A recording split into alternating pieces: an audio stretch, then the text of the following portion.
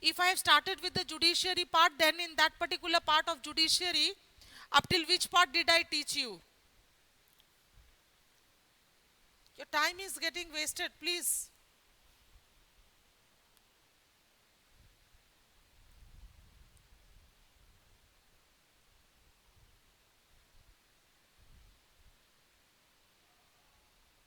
Or I was doing the executive part. Executive part, I remember I have completed. But judiciary part,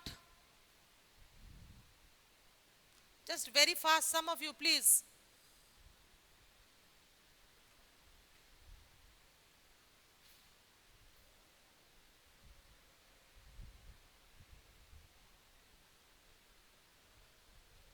So many children are there, please be fast enough to write. What was the last part I have taught you? Nobody is writing. When I was teaching you working of institutions,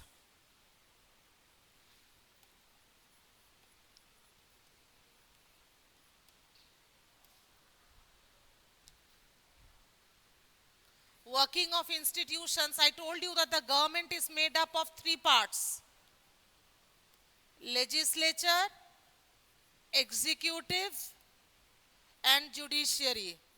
I remember I have taught you legislature. I was also doing with the executive part. I have also done with the executive part. Just tell me whether I have started the judiciary part or not. I think today from judiciary. Okay. So the third organ of the government is known as the judiciary. Clear? The third organ of the government is known as the judiciary. Legislature, executive, judiciary. These are the three organs of the government. And the main function of the legislature is to make laws. The laws which are made by the legislature, they are implemented by the executive.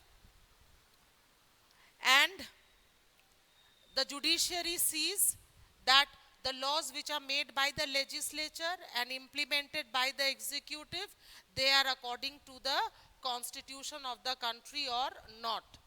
Clear?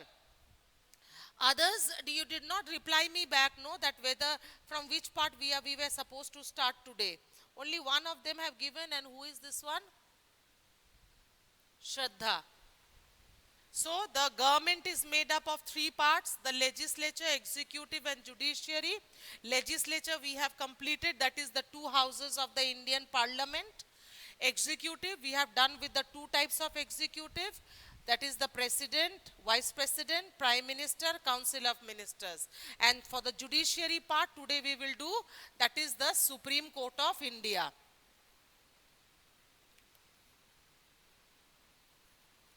The Supreme Court of India, this is the judiciary part at the union level. Now first of all we will see the Supreme Court of India.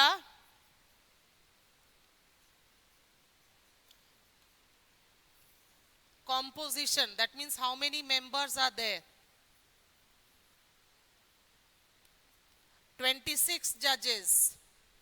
At present there are 26 judges, out of which one is known as the Chief Justice of Supreme Court, and he is also known as Chief Justice of India.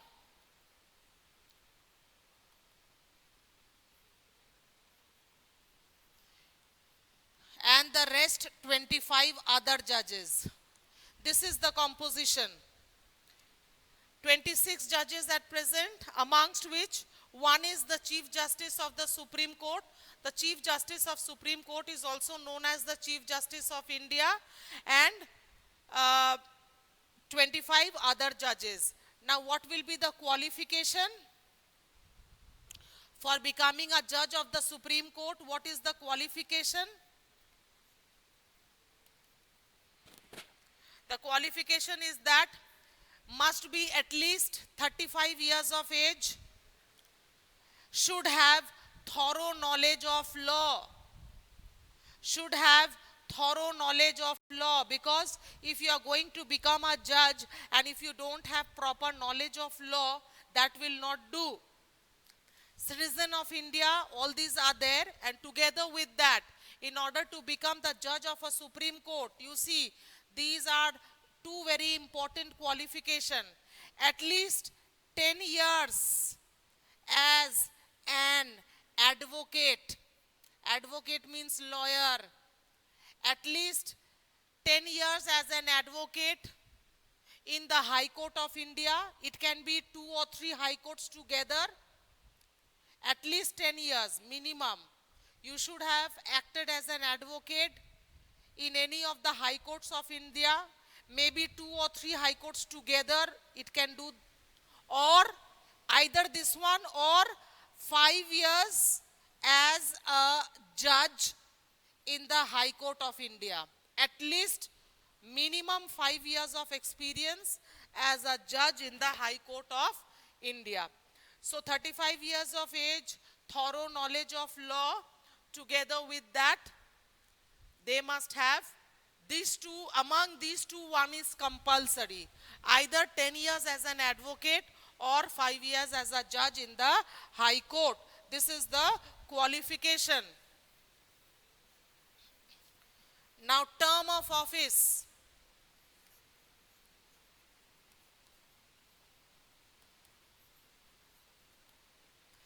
This is the age limit for being the judge.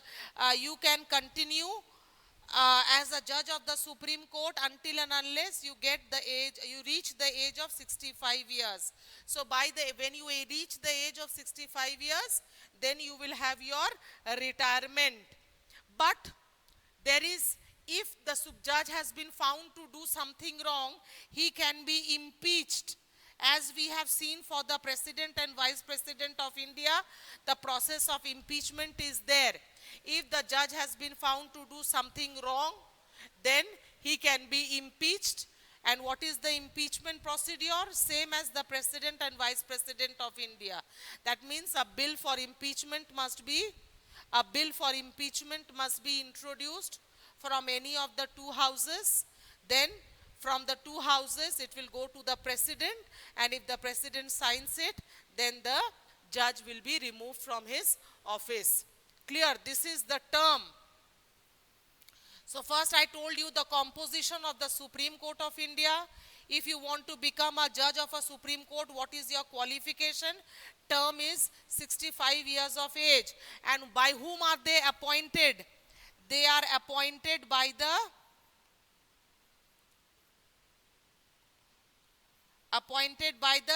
chief executive of the country. That means the president. Chief executive means the president. You know, all over the world it is accepted that the best way of appointing the judge of the Supreme Court is by the chief executive of the country. And who is the chief executive of the country? In India, it is the president. Clear?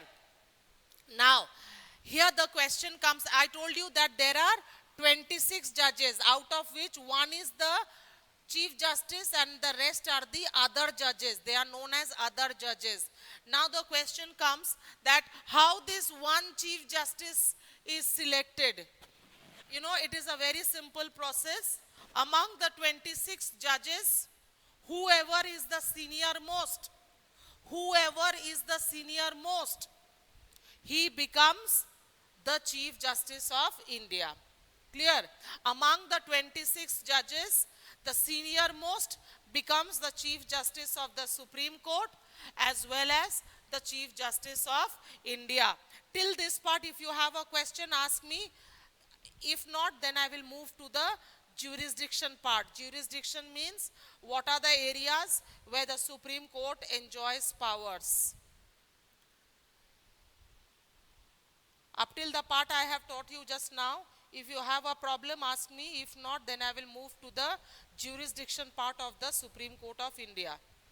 Jurisdiction means what are the areas where the Supreme Court of India exercises its powers. Anyone? Yes or no? That also you mention, please. Any problem? Be fast. Okay. Now I will go to the jurisdiction part. Jurisdiction. Jurisdiction of the Supreme Court.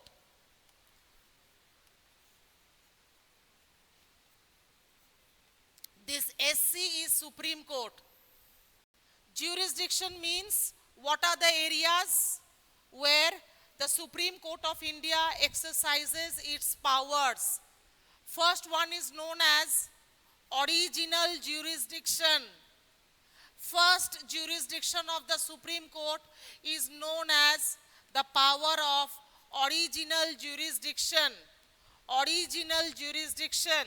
Now what does this mean? Original jurisdiction means that there are several cases. There are several cases in India which can be introduced or which can be decided only by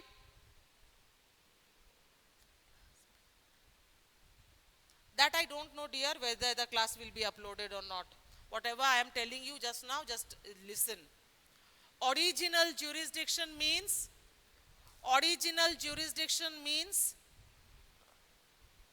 who is this one? Abhinandan. Why are you asking this question, Abhinandan? Whether it is going to be uploaded or not? Original jurisdiction means there are certain cases, which can come only to the Supreme Court of India and no other courts of India, not even in the high courts. There are certain cases which can be decided, which can be heard only by the Supreme Court of India, and they fall under the original jurisdiction power of the Supreme Court. Now take for example, if this is India, India is divided into several states and every state has its own, this is the central government or the union government, and every state has its own state government. Now by chance, if there is a conflict between these two governments, that means there is a problem between the union government or the state government. Now where will the case go? The case cannot go to any high court. It will definitely go to the Supreme Court. Maybe another case, there is a problem between these two state governments. Now where the case will go? The case will certainly go to the Supreme Court and no other courts of India. This is known as the power of original jurisdiction of the Supreme Court of India. Original jurisdiction power of the Supreme Court of India, which means that there are certain cases which can be decided or heard only in the Supreme Court of India and no other courts of India. There are two other jurisdictions. One is appellate jurisdiction, another one is advisory jurisdiction. I will do it in the next class, and in the next class only we will get the syllabus of class 9 completed, and after that, just listen to me properly. After that, you will always have a civics copy with you, because I will start making you write question and answers. Clear? Which I will see after your normal classes starts. After your normal classes start, I will check those copies. Clear? Did you understand? In the next class, I will complete the syllabus for class 9 with judiciary. There are two more jurisdiction. One is appellate jurisdiction, another one is advisory jurisdiction. After that, your syllabus will get completed, and after that, usually what I do is that I make the children write down the question and answers. I will do it in this way also, in the online way also, and after the school comes back, After to its normal process, I will check the copies. Is it clear to all of you? Is it clear? Okay, thank you very much.